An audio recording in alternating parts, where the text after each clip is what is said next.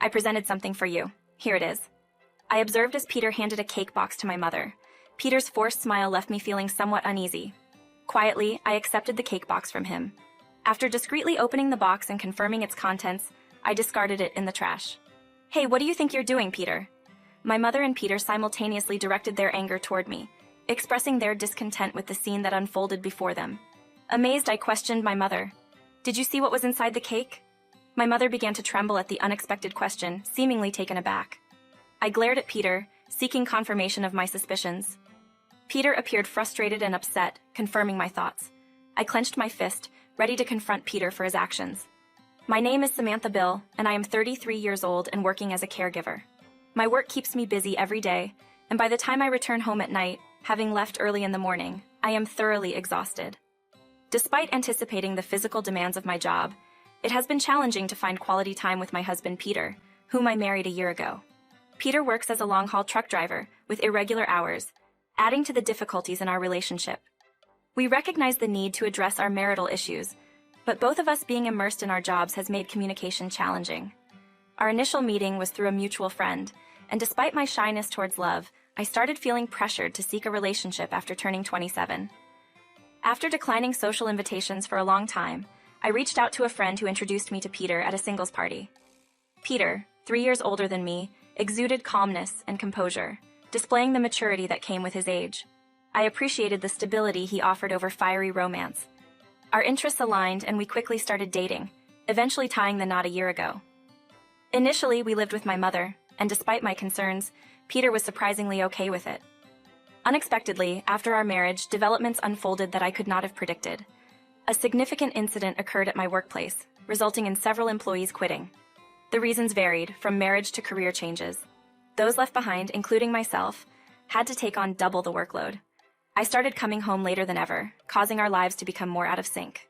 So, when I left work on time for the first time in a while and sat down at the dinner table with Peter and my mother, I sensed a palpable tension in the house. Hey, did you take care of that thing we discussed the other day? Peter questioned. Perplexed, I replied, What thing? You forgot? I told you to open an account at Gold Bank. Right, I forgot. My apologies, Peter admitted. My mother looked astonished, sighing heavily. There appeared to be some unspoken exchange between them that eluded my awareness. Peter had forgotten something my mother had asked him to do.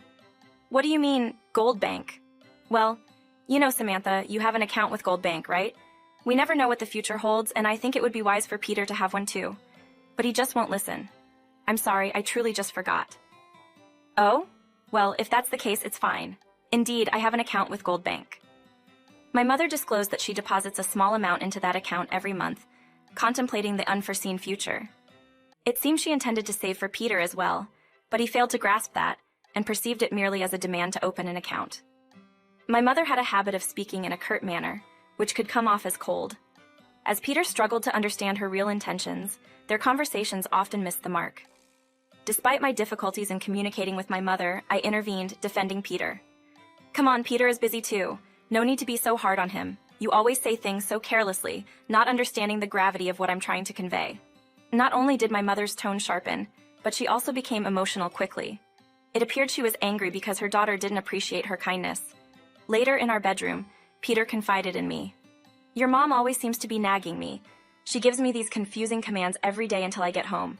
She's like a broken record, telling me to get insurance, invest my money, and all that jazz. I'm exhausted from work and I just can't deal with her anymore. Understanding my mother's concerns, I attempted to pacify Peter. On the surface, he seemed to get along with my mother, but deep down, resentment lingered. I empathized with both my mother's feelings and Peter's frustrations. I acknowledged the annoyance of being incessantly told what to do and the weariness of unwanted advice. I can't stand it anymore. I'll deal with insurance and investments when I feel like it. As for the Gold Bank account, it's obvious she'll only use it for her deposits or investments. Nowadays, you can't have multiple accounts at the same bank. Gold Bank is the closest to our house and she just wants an account. It's as clear as day. Normally calm, Peter became very emotional. I silently acknowledged Peter's story with a sigh, contemplating if there was a way to resolve the ongoing tensions. The thought crossed my mind that living separately might be a better option to escape the nagging. However, I hesitated, knowing that leaving my mother alone wasn't something I wanted to consider. Peter's seemingly spiteful remark about living separately struck me as mean-spirited. I'm just kidding. I'm going to do whatever she asks, whether it's an account or whatever. I should just set it up for her, right? Peter commented in a resigned tone, lying down on the bed in frustration. With nothing more to add, I closed my eyes and lay down, mirroring Peter's posture. Almost a year had passed since the three of us began living together, and our conflicting feelings persisted. I feared that our days of discomfort would continue, but an unexpected incident unfolded. Cancer.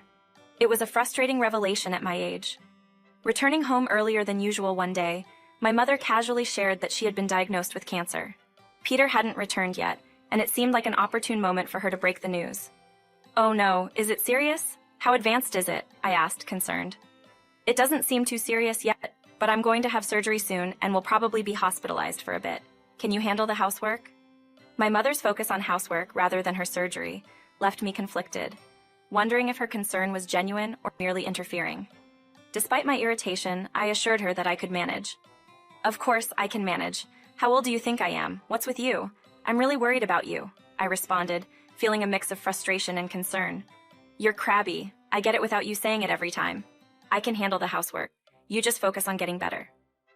The news of my mother's cancer affected me more than I anticipated, leaving me frustrated at my inability to offer comforting words. As Peter returned, he listened without fuss, agreeing to my mother's requests. Despite my desire to tell my mother the truth about Peter's true feelings, I couldn't due to my current standing.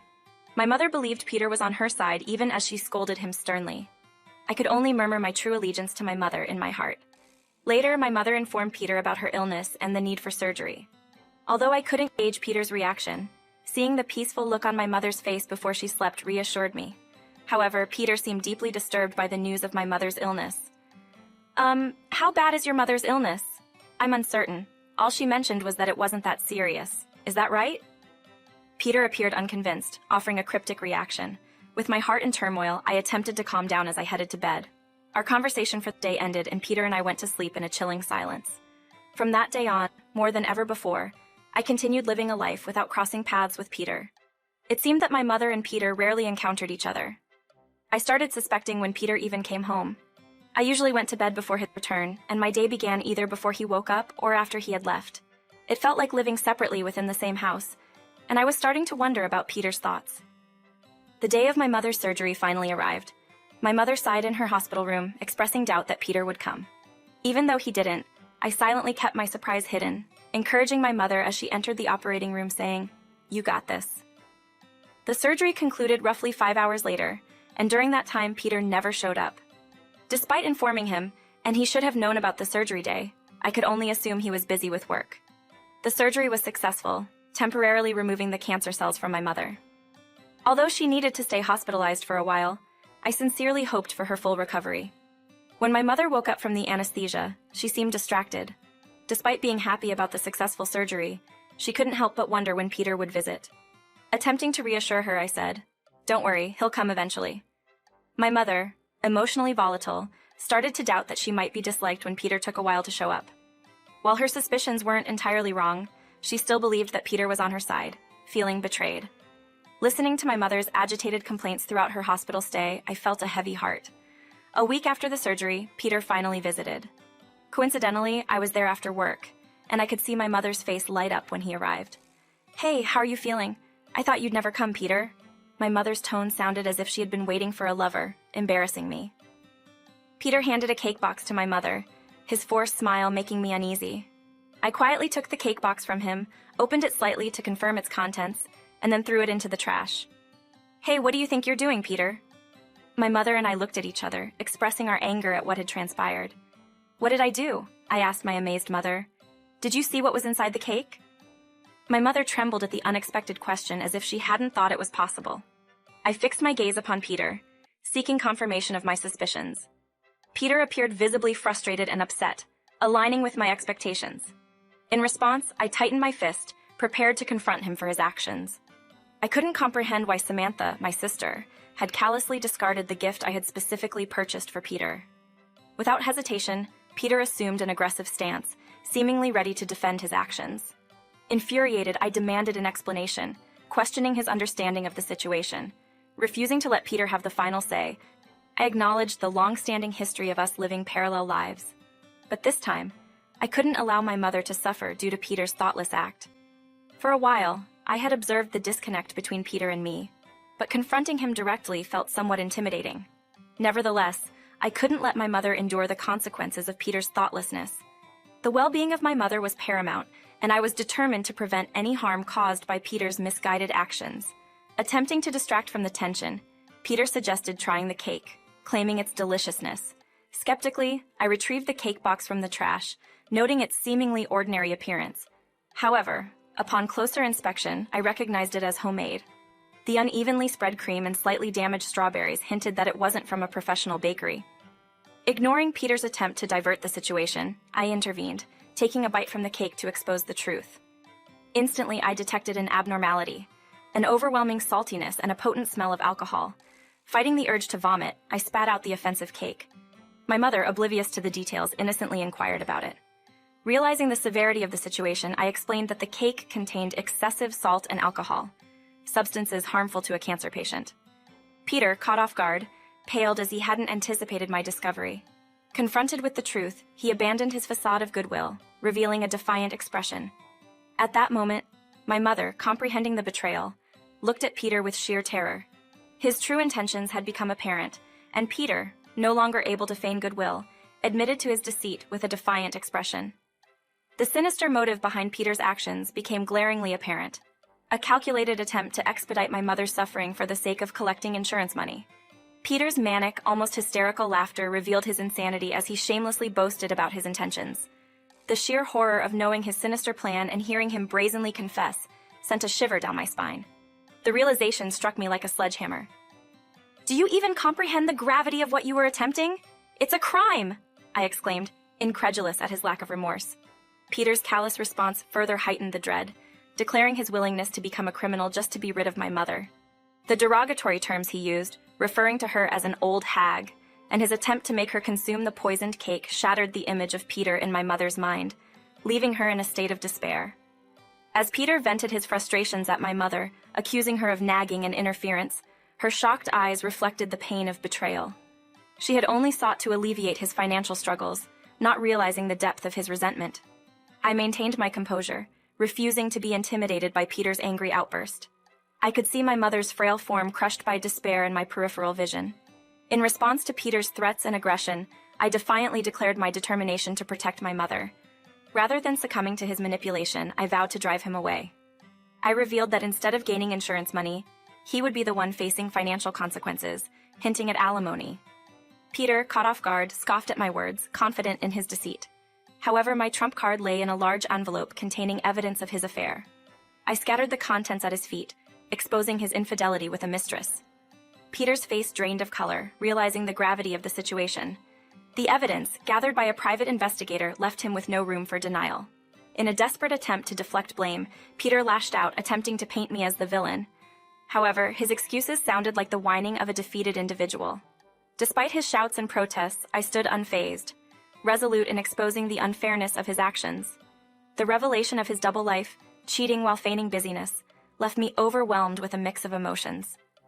Tears welled up as I reflected on the profound betrayal and the illusion of the life I thought we had built together. At that moment, the gravity of my delayed marriage hit me, and I couldn't help but feel a profound sense of regret and heartbreak. I experienced profound happiness when I married Peter, making it all the more disheartening when he began speaking ill of my mother, leading to a breakdown in our communication.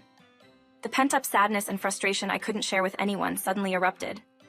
Despite my emotional turmoil, Peter merely sneered, indifferent to my feelings. He callously expressed his intention to live happily with someone named Abigail after gaining insurance money, disregarding my emotions entirely. Attempting to suppress my trembling body, I prepared to respond to Peter's insults. However, before I could, my mother intervened, expressing her disbelief at Peter's actions. She condemned him not only for attempting harm, but also for disrespecting me. My mother revealed that Peter and his daughter were the reasons she hadn't experienced happiness in her married life. The once calm and cool Peter had become distorted with ugliness, his desire to escape from both my mother and me painfully apparent. My mother, having reached her limit with Peter's incessant ranting, passionately defended us. She highlighted the sacrifices we had made for him and how he trampled on our efforts. Fired up, my mother demanded that Peter apologize to me and never return home. She asserted that I could not find happiness without someone like him. In response to my mother's demand, Peter finally fled the scene, leaving behind the evidence of his infidelity scattered on the floor. I looked at my mother, breathing heavily, and felt a deep sense of gratitude. She embodied the image of a noble mother protecting her precious daughter. Overwhelmed by emotion, I sobbed uncontrollably in her comforting embrace. After the hospital incident, I took decisive action. I visited a lawyer and initiated the divorce process. I informed Peter of my decision, and the divorce was finalized smoothly. Peter moved out, likely living with the so-called Abigail. Through my lawyer, I planned to seek damages from him for attempting to harm my mother. Despite his hopes to rely on her life insurance, I made sure he didn't receive the money my mother had saved for him. As for me, after my mother's discharge from the hospital, we began a new life together. I chose a workplace with shorter hours to spend more time with her. Although I haven't fully repaid her, our communication has improved, and I find true happiness in our newfound openness. I am committed to enjoying life with my mother, free from the troubles caused by Peter's actions.